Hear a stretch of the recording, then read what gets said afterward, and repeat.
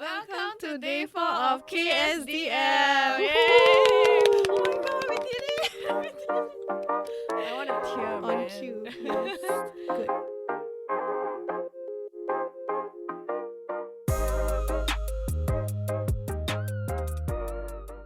Yeah, KSDL today doesn't mean Kiasu Design Life. It means Kiat Su Design Life. That was really impromptu. Okay. Maybe you want to tell her why? She's just being punny lah. I Never mind. I've been preparing it for days actually. I'm just kidding. It's okay. I will find my chance to 炫耀. Wow. Okay, so I'm Adila. I'm Shen Yao. And I'm Kiat. Hello. Hello. We have a special guest today. Yes.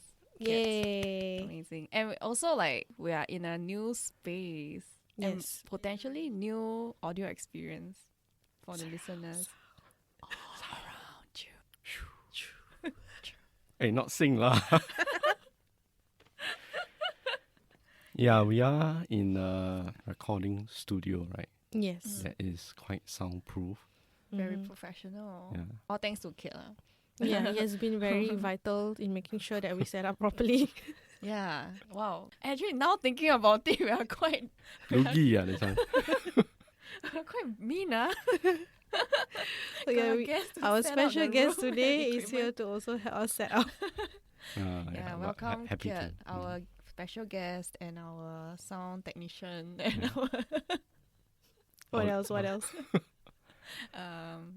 logistic man. Door opener. Door opener. Oh, and liaising with the studio. Yeah. So we got around to inviting Kiat over because he has been one of our number one supporters since the start. Hi, I'm Kiat. So awkward here. I'm a senior experience consultant at EPAM. You all may have known me more as the IxDA guy or the guy who organizes the IxDA meetup. I have been organizing meetups for close to 11 years now. Yeah, one of the earlier starters of like meetups communities Mm. in Singapore. Yeah. I think one of the reasons we wanted to invite you in was because it was inspired by that, Yeah. right? Because we a lot of designers saw the IxDA suddenly ended. Not really ended lah. Okay, I mean no there was no Closed another chapter. something like that, right? Then we had this idea, why not invite you in and then maybe you can share a bit more of how you experience organizing at IxDA. Now that it's so called over, what's next for you? Or what are you hoping for IxDA to be in the future? Or maybe if some other listener out there can like be inspired and then maybe they can pick it up and then start over again. Actually, it is kind of 1 year delayed. Because I wanted to end off at like the 10-year mark. But 10 year was like COVID. Because I started in 2011. So 2021, November was supposed to be like, okay, that's it. We're going to throw a 10-year party or some sort and then close it with a big bang per se. But COVID, right, happened, then there was nothing we could do. So, yeah, drag lah until 2022. It's like 1 more year. But it's not really, say, close per se. It is just because it was on meetup.com Yeah. and the subscription was just like, not worth paying. The meetup product didn't really evolve or improve after so many years. So then we kind of decided, okay lah, just cut it off lah. Yeah. But the IxDA is still around in a sense, just looking for different ways to complement the design community here. Yeah. Oh, that's news to me. I didn't know that. So I thought when you said IxDA, the meetup is really closed, right? I thought IxDA totally closed as well. So now hearing from you, actually IxDA still exists. Yeah, I mean, IxDA itself is a global community network, right? Yes. So it has like different chapters all around the world. Anyone could say that they are running a IxDA local group in whatever city that they are in. So without the existence of the meetup group doesn't mean that it is not there lah. So yeah, we're still kind of there, just that just find different ways to help lor. So you're saying that it's the product that is more of the barrier, right, to organizing of the events. Do you all think of doing it elsewhere? I think many of us can see that the evolution of communities in Singapore, or design communities in Singapore, right? It started over the last 2 years. You have your Design SG Telegram group. You have the Discord Friends of Figma. People, most of them all started with like maybe an idea of like, oh, let's do it on meetup.com. But eventually they went off to different channels, right? That are more asynchronous than like running physical events. Because physical events was just not possible over the last 2 years, right? So seeing that there's this shift in behavior of how people interact with one another, meetup became irrelevant in running something physical. Because IxDA was really always about meeting in person, physical meetups, right, networking and learning something together as a community. But then this shift kind of caught us by like, oh, okay, how to handle it? So I would say stopping a meetup group was a good way for us to rebalance, right? To see like, okay, maybe not meetups, maybe not in-person events, maybe it could be workshops, maybe it could be mentoring. I don't know. We tried 2 rounds of it. Maybe it could other ways of supporting. You mentioned the mentoring. So when did IxDA mentoring happen? I think it was 2019. If Shiyun is listening to this, yeah. So it was all online mentoring. No. It was pre-COVID. So we did 2 rounds of the IxDA mentoring. It was more of an in-person matching thing lah. Not really in-person. It was online, right? Yeah, it was online. The meeting between the mentees and the mentors was could be online, could be in-person. If you could recall your IxDA days, right? Any impactful or meaningful memory? Over the 11 years. Yeah, 11 years is a long time. More bad. More bad. No. Sure. Okay. Obviously, it's like after the sending out the email saying that, okay, bye and stuff. Oh, were you the one who typed the email? Yeah, of course. Wow. Yeah. So, I was then in one of those product design Singapore meetup. Just because one of my teammates wanted to go. I said, okay lah, go lah. You haven't been to any meetups, right? Okay, I bring you go. I was telling him. So we went there. There was then someone who came and said, hey, wow, I saw your that email. So thanks for running the community for so long and stuff.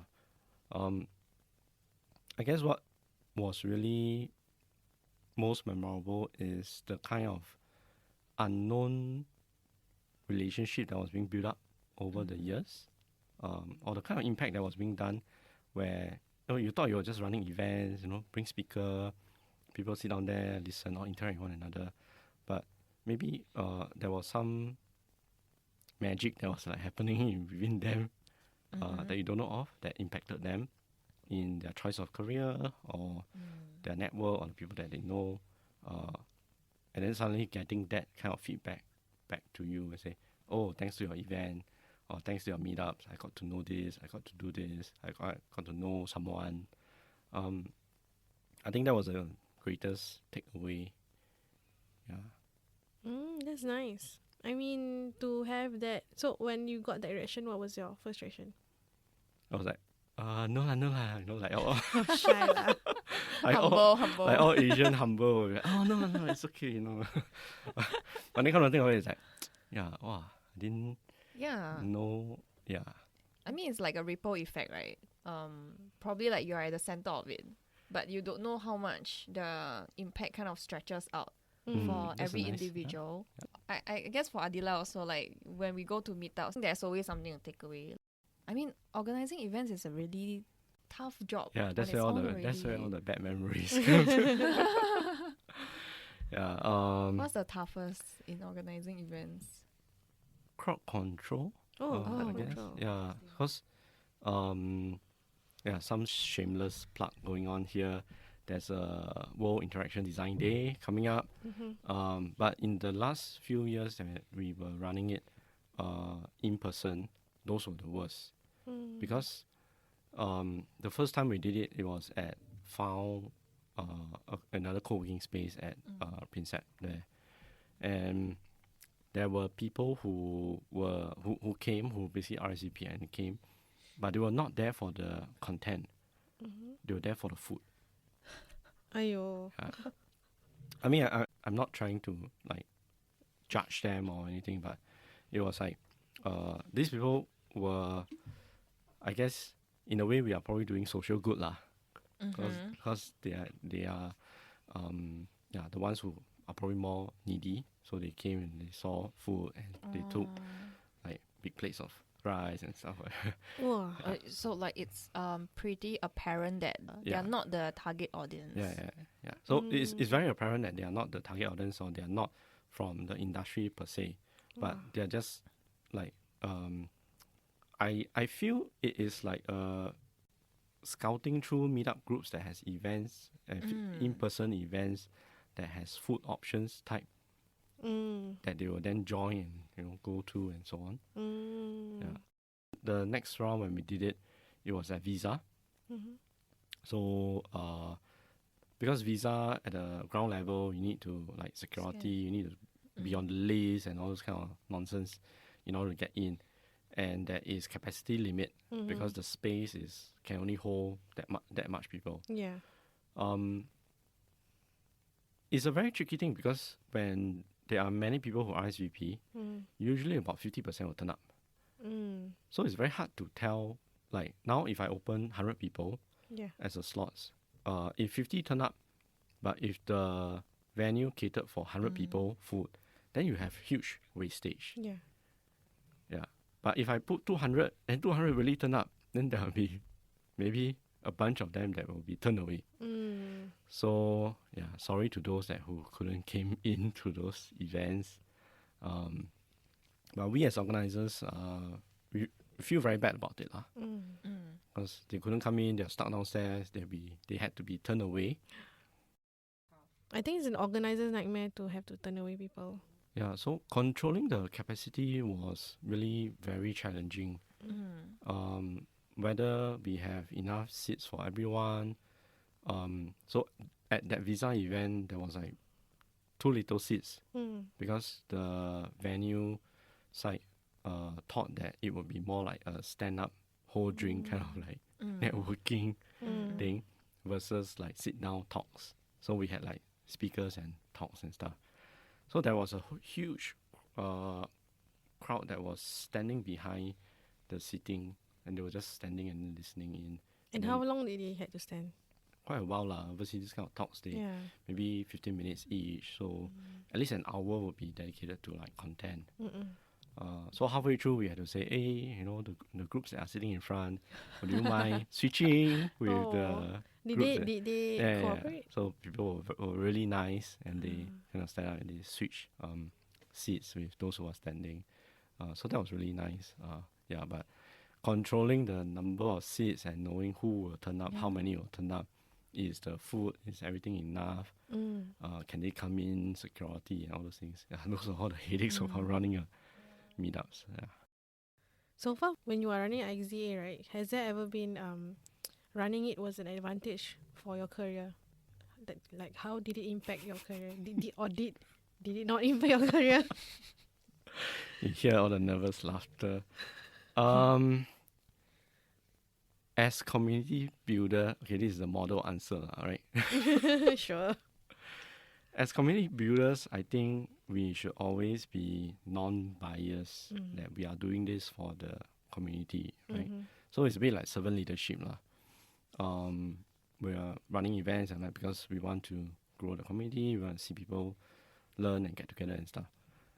It does have intangible benefits to reputation, career or not, I don't know. But of course, I think the biggest benefit that I got out of it was connections lah. connections as in, after I stopped running IxDA, I can still use it in a way. And one example was recently one of my teammates wanted to attend a meetup, but it was on the wait list, right? Because it was like full already. And I said, oh, this one, I know the organizer. Come, I bring you go. Backdoor access. I see. Yeah, so I really did and brought him there. Then I hi, and then I catch up with the organizer. Yeah, just got to know, catch up a bit. I said, oh yeah, this is my teammate. And, oh yeah, come in. Wow, that's a good back pass. So it's like okay backdoor pass. Yeah, got such benefit. But I guess connections come in handy when you need it, especially if I meet someone new or like a junior who is trying to come into the industry, or what are the companies out there that she can join or he or she can join, give you the options or who you can talk to. I think those really come in quite handy. Actually, when people see your name or people meet you, do they immediately associate you to, oh, the IxDA guy? I'll tell you something very funny recently. So someone close to me was working in a company, and then so her colleague, of course, knew me back then, many years back when I was running IxDA and stuff. And there was once where we met, in person. Her colleague couldn't recognize me. So totally, like in my mind, I was thinking, wow, I think you remember me lah, right?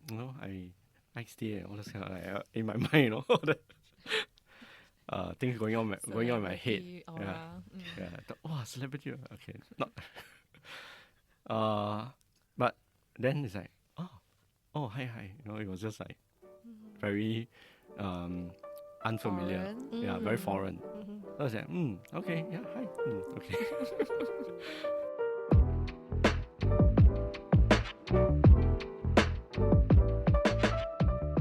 Because you are saying that it's not really the shutting down, right, of IxDA in Singapore, but it's more of complementing the Singapore community. So is there any insights as to where IxDA is heading towards?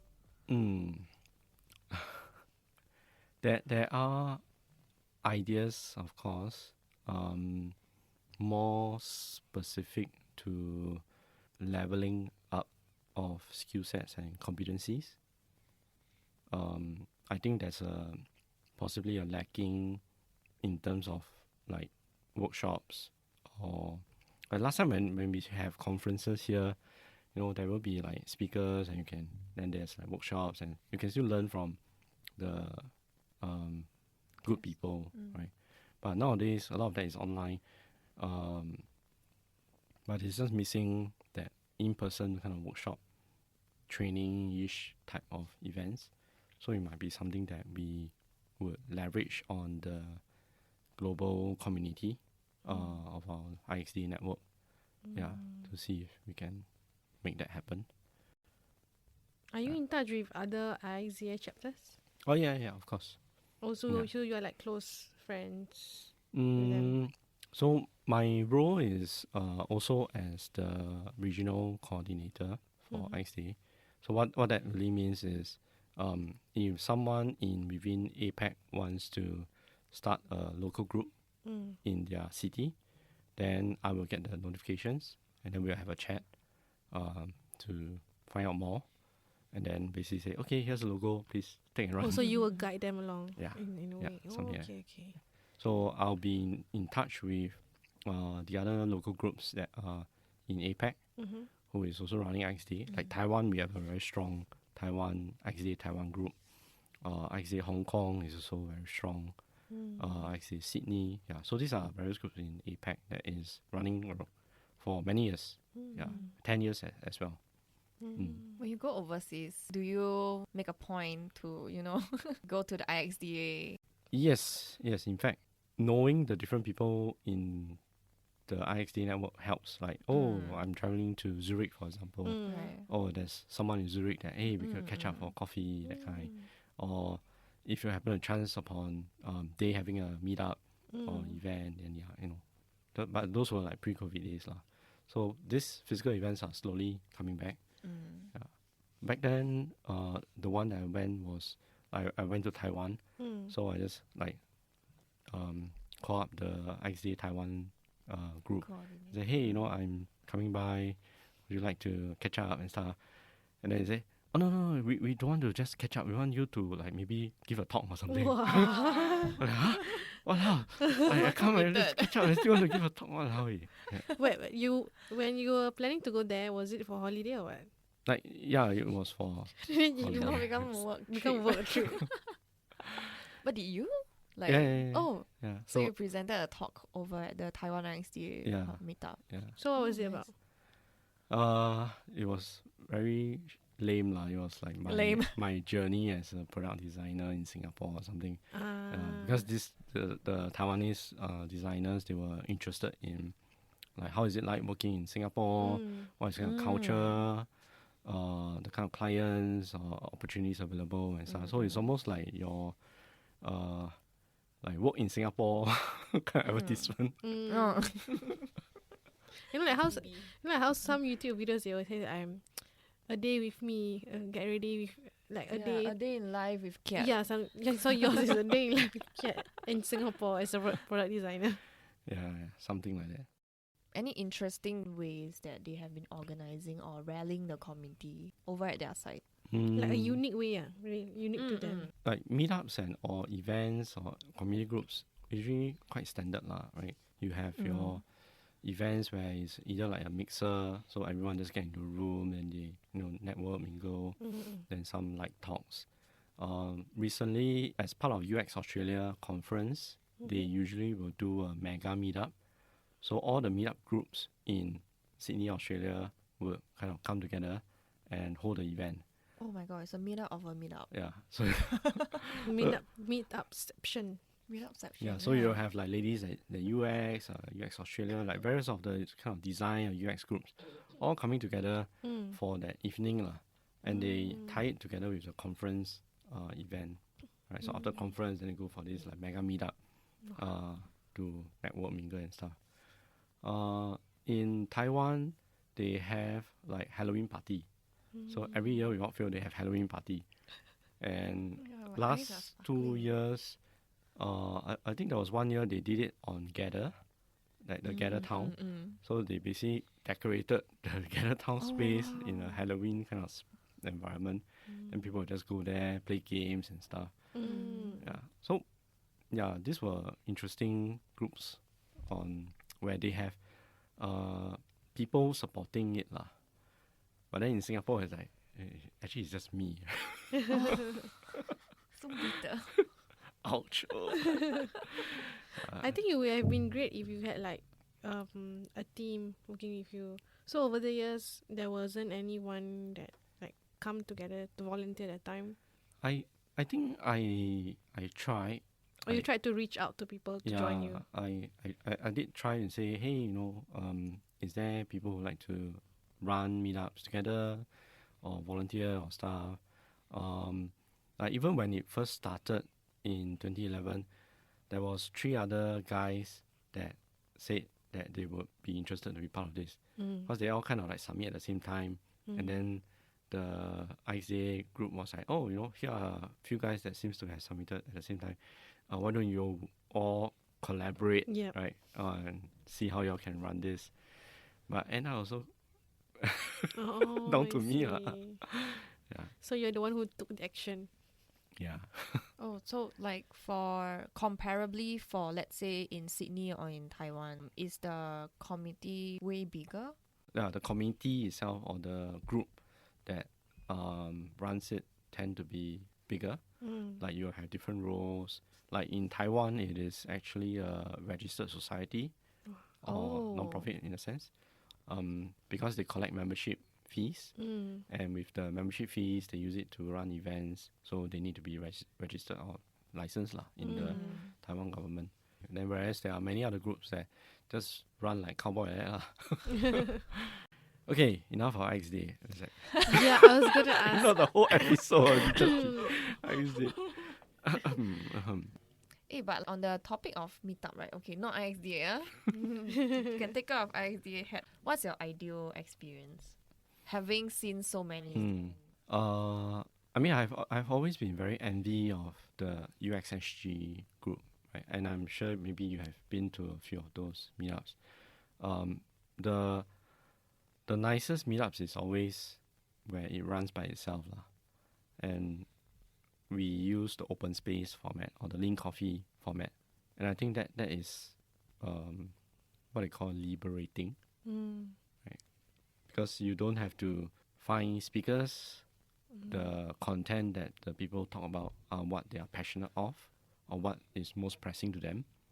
So you're not going to be necessarily there to listen to someone talking for 20 minutes of a topic that is, not interested to you.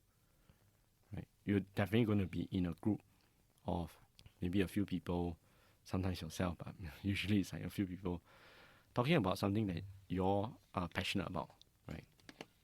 Whether that is like hiring, job switching, and all that. So I think the open space format that UX actually has tapped on was really, really like nice lah. Yeah. And in the beginning they were a bit atas, but it's in the right way. That is, if you want to go, someone has to sort of nominate you to go, or like it's like Clubhouse. It's like by invite only. yeah, something like by I think that was the format, if I'm not wrong. Right. I guess in a way that sort of filter the attendees who are coming. Meaning they really want quality attendees. Yeah. The rationale was a lot about wanting the event not just be come and go, or just content, but also as a platform for relationship to build or to flourish lah. Yeah. Because one of the first thing that they do in the event was like you get into pairs. So let's say, okay, me and Sharon will get into a pair, and then we will have a conversation, right? So you'll be the listener, I'll be the speaker, and then later on we swap and so on, right? It's what they call a dyad, DYAD. So they get into this pair group, and then we'll have a chat, how are you and stuff.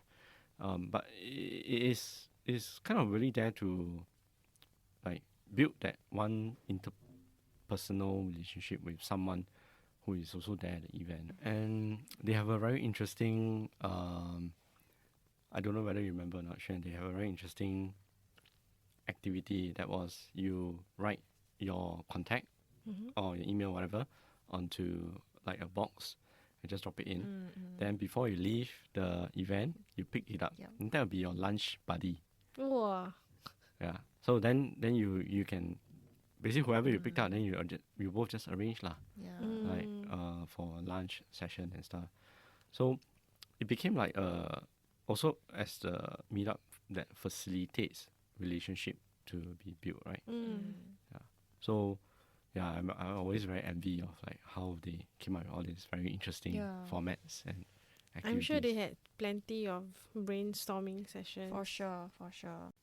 I would have imagined them sitting in a room and then they plot out the journey and try to think of like maybe low effort but high impact ideas. Yeah. So Kiat, maybe we go back a bit in your history, in your life history. Okay. Like what were you doing last time? Like design, in what sense, and then how you came about being a consultant now. Wow. Maybe don't need to go so back lah. Maybe just like brief. Like were you a graphic designer last time? Loading. It goes all the way back when I first got my computer. Oh, nice. When the internet was still dial-up. Right? And then, I don't know whether... I knew that. That music, yes. Yeah. Back then it was very... Like, there was like RRC and stuff, and there were different channels that you joined. So, very much like the Discord today lah. It was like 20 years ago kind. I think that was when I started to gain interest in like your HTML, your websites and stuff. Then got to know people who are designing. I thought I would maybe more lean towards like hacking or something more geeky or stuff. Programming. Yeah, programming or whatnot. But I think I lean more into web, and then eventually went to poly, studied digital media design. Okay. That was with like dealing with HTML, Which Flash. which poly did you go? Nanyang Poly. Oh, okay. I studied digital media design as well. Oh, really? But mine was Singapore Poly. Oh, okay. Yeah. Competitor. Hey, No, now no, you're in no. the same room, guys. Back then the competitor was only TP. You're not from TP, right? No. TP, no, I'm not from TP. Yeah. Yeah, so I think I started as like web design. That kind of stuck with me for a long period of time lah. Yeah, it was really like websites. The interest and also the demand was there, I guess. Yeah, the demand was there.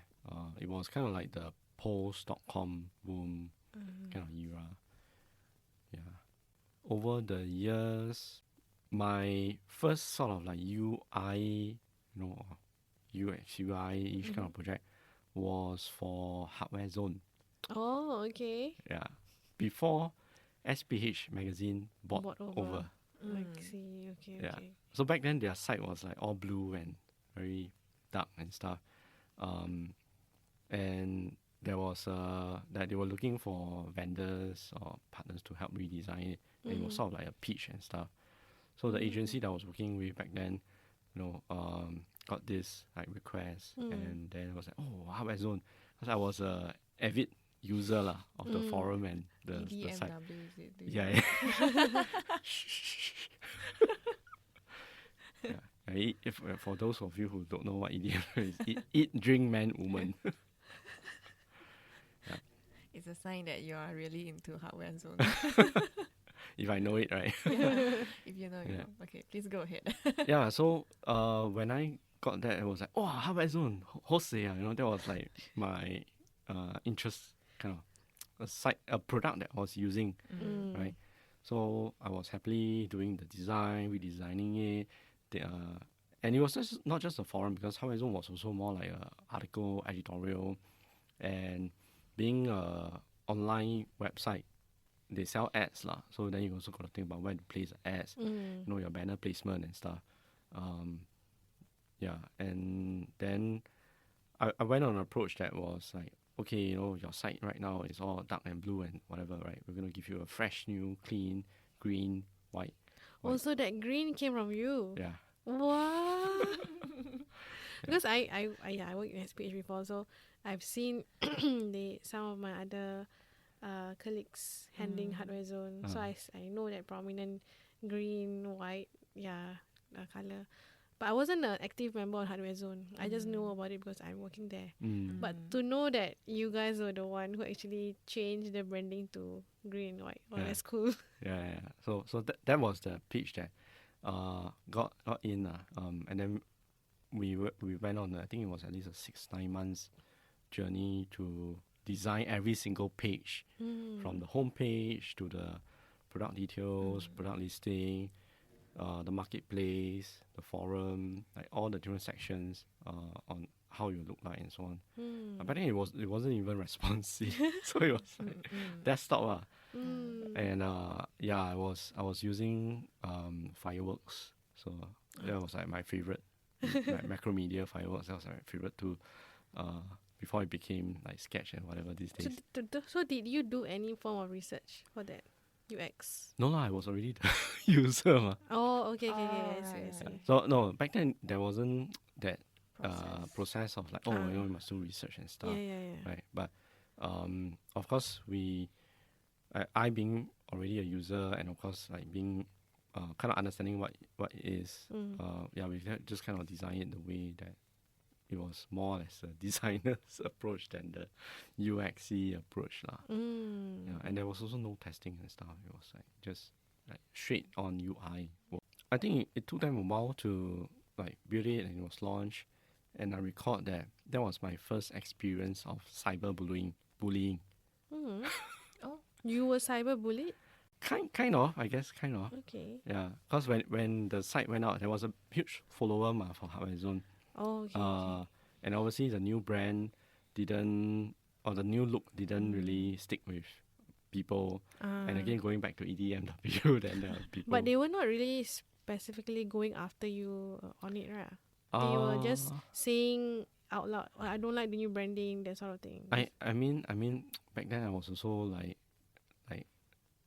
I said rookie lah, right? I was like, oh, this is my work or stuff Oh, no like, wonder. on Okay. like your website and stuff. And you know, like how I zone these people, they are very good at CSI one. Yes. So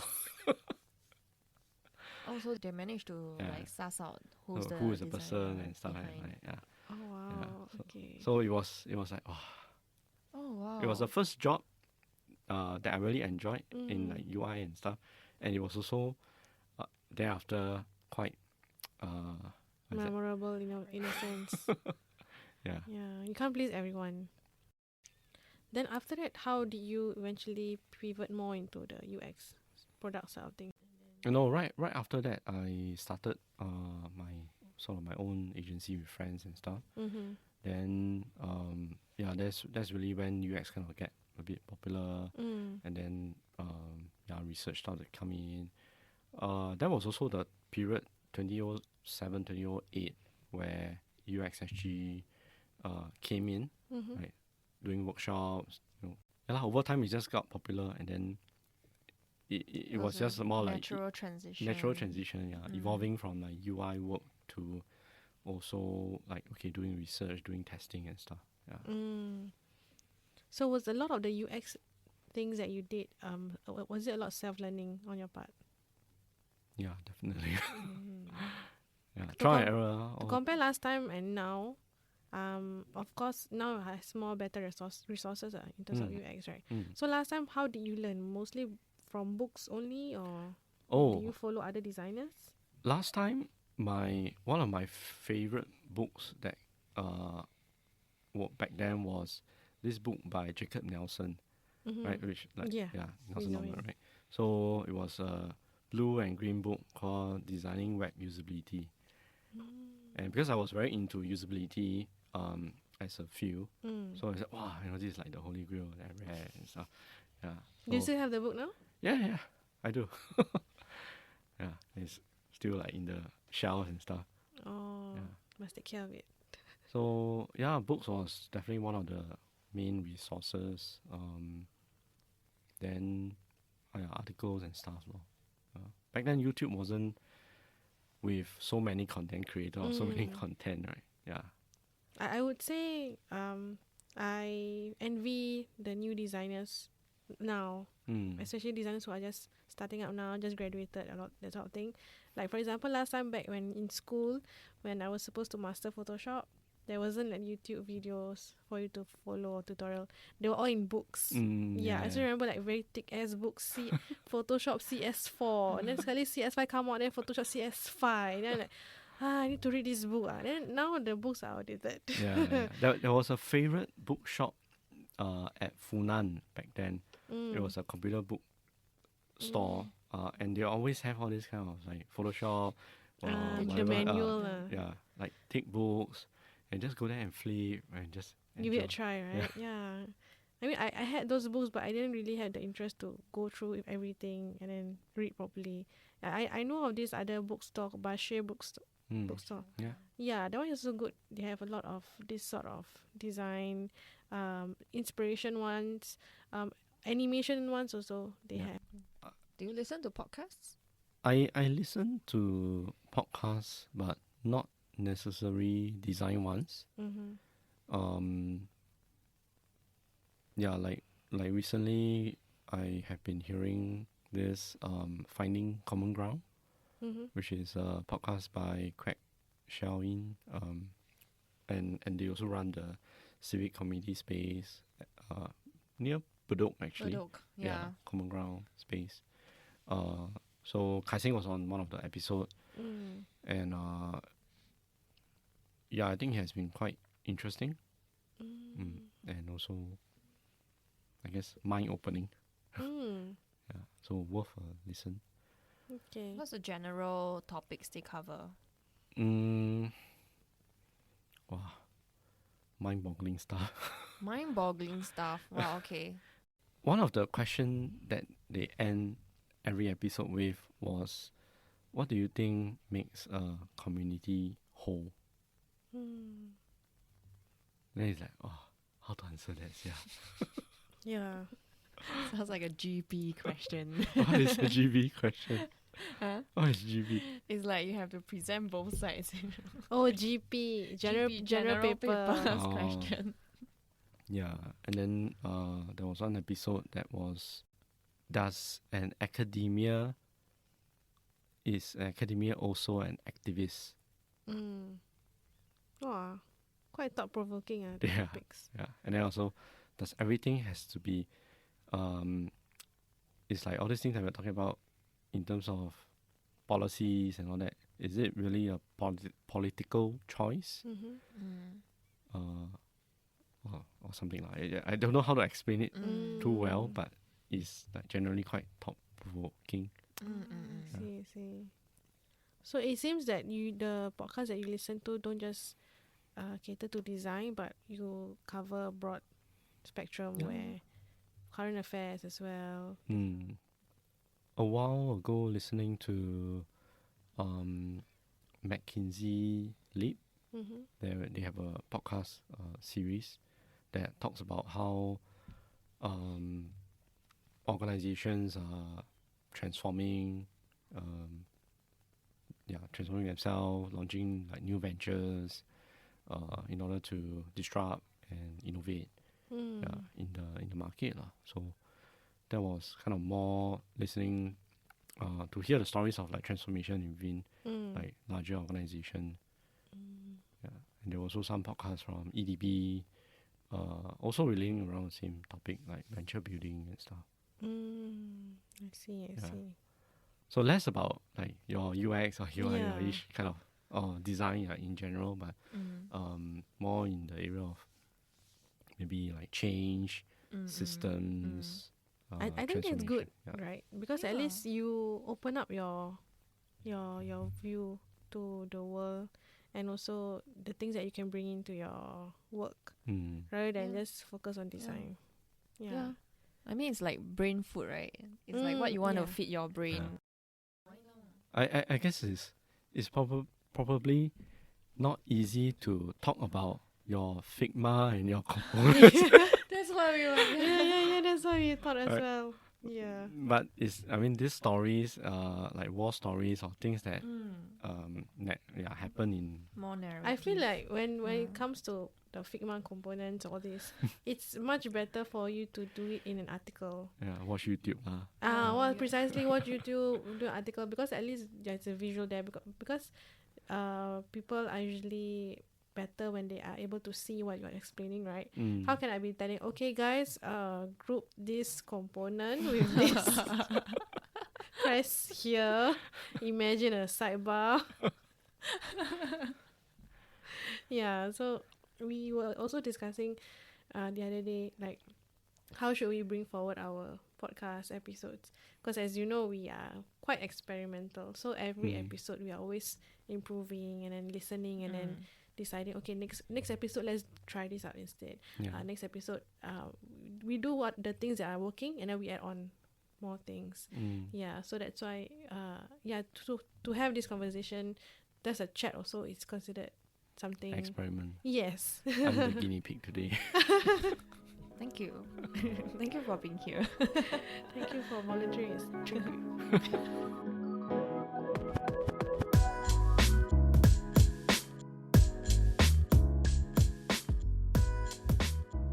So for our Gotham section today, do you have anything prepared? Yes, for good terms, right, which is good things. Good things must share. Good things must share. Recently, I attended like a documentary screening or film, which this non-profit called A Good Space organized. It was at the projector. So initially, when I was watching the trailer, I was like, what is this thing? I didn't really get it because it was like at night. And then, but when I watched that documentary, I was like, wow, this is so mind blown. And I was so excited. I took that and said, hey, I went back home and watched it with my wife again. So I watched it 2 times.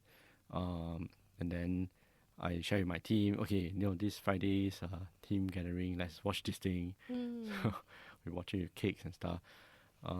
So this documentary is called School Circles. Mm-hmm. So you can Google School Circles or School Circles film. You should be able to find it. There's a 45 minutes version and a full 1.5 hours version on YouTube that you can watch. But it's basically a documentary about 6 democratic schools in the Netherlands. Mm-hmm. And by democratic schools, it sums it up to the children or the students have a voice to how their schooling experience is like. So they can determine what class they want to go to, how do they want to plan their class, whether should they basically every choice is made by the people or the community in the school itself. And this was done through both as democracy is where you have a voice, right? You have a say. So kids as young as like 3-4 years old have a say in their day-to-day, right? Versus like if you're 18, 21, you also have a say, right? So everyone actually have a say in like what they want to do or how the rules of the school is like. And they also basically it's a few concepts like being in a circle. You see that in open space, there's a circle concept. They use a decision-making process called sociocracy, which is making decisions by consent. So do we want to do this podcast? Okay, consent. Versus majority votes. Okay. Yeah. So it's a very different kind of mindset or approach to how things are run. And why it was really interesting is when we take this concept of how this system is being run and you fit it into how your organization or your teams or your clients' organization can be run, I think that's where the interesting part comes in. Yeah, so for those who have some time, have 1.5 hour free, can check out the School Circles film. So for my terms, it's not really entirely related to design. I've been watching this new Netflix show called School of Chocolate. Oh. So there's this chef Amori, I think, if I'm not mistaken of his name. So I've been following him on Instagram. I like to follow a lot of cakes profiles on Instagram because some of the bakers because I like it because they do their cake designs very nicely done, and then sometimes they build quite amazing cake builds, very tall or maybe very intricate designs. So for this guy, he does very realistic chocolate designs. So he is quite famous on Instagram. There's a lot of followers, and then he recently had this School of Chocolate show on Netflix. So he actually teaches other chefs on how to create chocolate pastries and make it look very realistic. I can show you a picture later. So what I really like about it is basically when you watch it on Netflix, right, you are not just picking up on things on how they do it, but also what I really like it is that they don't really like dismiss a chef when he's not able to complete the challenge. Instead, he will tell the chef, okay, you will not be participating this round, you'll get more attention from me. Then he gives one-on-one like tuition to them. I felt that it's a nice like a different sort of way, because in the past whenever I watch this kind of bake-off competition, right, usually chefs who didn't make it for the challenge round, they're immediately eliminated. More like reality show. Reality show. But this one is more like it's reality show, half tuition for chef, I guess. Half learning about chocolate. Which is quite nice. So you guys can School of Chocolate. Yes, School of Chocolate. Nice. It's on Netflix. So the second school of the day. No. Oh yeah. No, I just realized it. You mentioned about school, and I also mentioned about school. I'm so stressed. So Xuan, do you have any school or my terms? It's not school, but incidentally it starts with S as well. Does it? Can or not? Can. Can. Yeah. So it's a tribute to to my experience last week. So last Wednesday, I went to a concert Singapore. in Singapore, Oh. at Star Vista. Oh, they came down. Yeah. So it's a band called Sigaros, Icelandic band. Yeah. Rock band, right? Not really. I don't know if they are called. Okay, I must maybe alternate rock or progressive. The reason why I have been so looking forward to watching them. So I've got a ticket like earlier this year with my friend. Right, front row seat. Not front row, but second best category. That's all you can afford. Oh, anyway. And like what really is mind-boggling to me, right, is why people like it. Essentially, it's just a guy who is singing gibberish.